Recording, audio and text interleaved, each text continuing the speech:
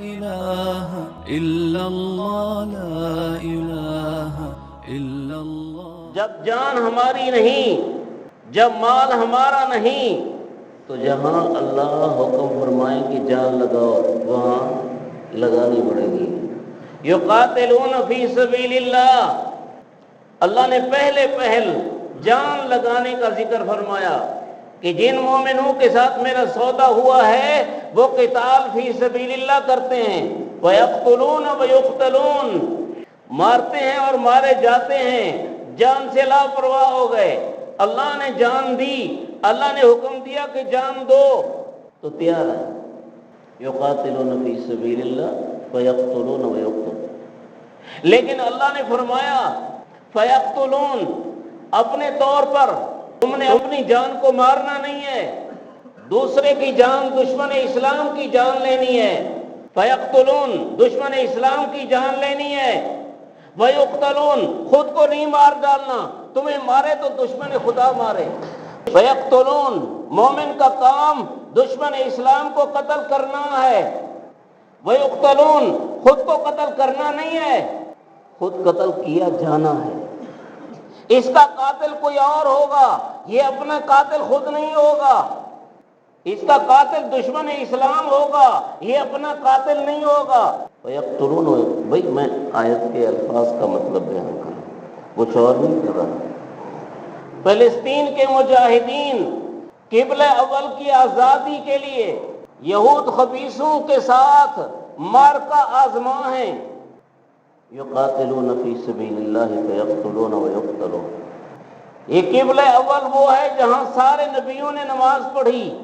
نماز پڑھانے والے خاتم النبیین حضور نبی پاک صلی اللہ علیہ وسلم تھے.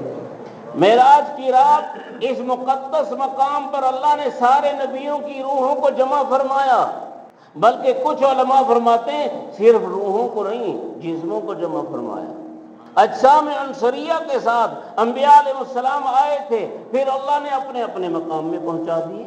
اللہ جو کچھ کرے وہ کر سکتا ہے، وہ مرنے سے پہلے کرے، مرنے کے بعد کرے.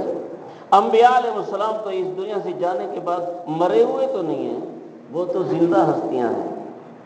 ہاں، اس جہاں کے اعتبار سے اس جہاں سے جانے والے ہیں، اس جہاں کے اعتبار سے تو اللہ نے انہیں زندگی بخشی ہوئی ہے. اور جانے والا مر نہیں جاتا، ہمیشہ کی زندگی پا لیتا ہے. انبیاء علیہ السلام سے بڑھ کر ہمیشہ کی زندگی اور کس کچھ نصیب کو ملے گی؟ بل احیاء ولکن لا تشعرون. شہید کو نبی کی برکت سے شہادت کے بعد زندگی ملتی ہے، تو غلام کو مل گئی، نبی کو نہ ملی. وہ جاویدانی زندگی پانے کے لیے اگر جہاد کا وقت آئے تو جہاد کرنا ہے. اللہ رحم فرماوے، جغرافیائی حدود جو قائم کر دی گئی ہیں، ہر ملک انہوں نے رکاوٹ ڈال دی. ہم اگر اپنی جان نہیں پہنچا سکتے تو اپنے مال تو پہنچا سکتے ہیں، اپنی دعائیں تو بھیج سکتے ہیں. وہ اسلام کے لیے لڑ رہے ہیں. کئی لوگ ہمارے یہ نئے تعلیم یافتہ یہ کہتے ہیں بھائی حماس نے حملہ کیا ہے اس لیے قصور حماس کا ہے. کہنے والے کہتے ہیں. میں قریب کی مثال دیتا ہوں. کشمیر میں جو مقبوضہ کشمیر ہے، انڈیا کی طرف سے مسلمانوں پر مظالم ہوتے رہتے ہیں، وہ بیچارے کر کچھ نہیں سکتے، لیکن ان کے ساتھ ظلم تو ہوتا رہتا ہے. اگر اللہ انہیں طاقت دے دے اور وہ اپنی طاقت جمع کر کے اچانک انڈیا پر حملہ کر دیں، جتنی طاقت ان کی طاقت میں ہے وہ اللہ دے دے اور انڈیا پر اچانک حملہ کر دیں، تو پھر پاکستان والے یہی کہیں گے کہ انڈیا جو اب کشمیر میں تباہی مچا رہا ہے ان کے حملے کے بعد قصور ان کا ہے. آپ سمجھے نہیں ہیں بھائی.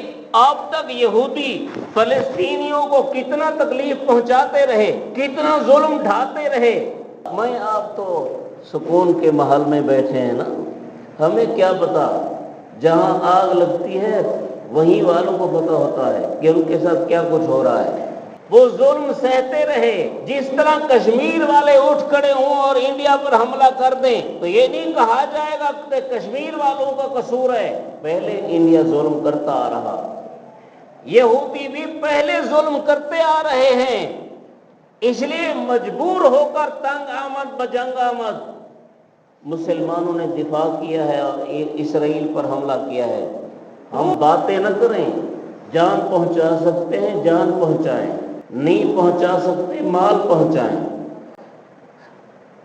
اور پاکستان سے جا رہا ہے شیخ الاسلام حضرت مولانا تقی عثمانی صاحب دامت برکاتہم، اللہ ان کو، سارے علماء کو، سارے مدارس کو قائم و دائم رکھے۔ انہوں نے کئی کروڑ پہنچا دیا وہاں امداد، اور پاکستان کی امداد حکومت کی بھی جا رہی ہے۔ تو ہم سے بھی جتنا ہو سکتا ہے ہم بھی مالی مدد کریں، اور آخری درجے میں کیا ہے، دعائیں تو دل سے کریں، اللہ ان کی حفاظت کرے، اللہ ان کی نصرت فرماوے، اللہ تعالیٰ اسرائیلی ظالموں کو تباہ و برباد فرماوے، جو ان کے حامی ہیں اللہ ان کو بھی ختم فرماوے۔ آخر دعوانا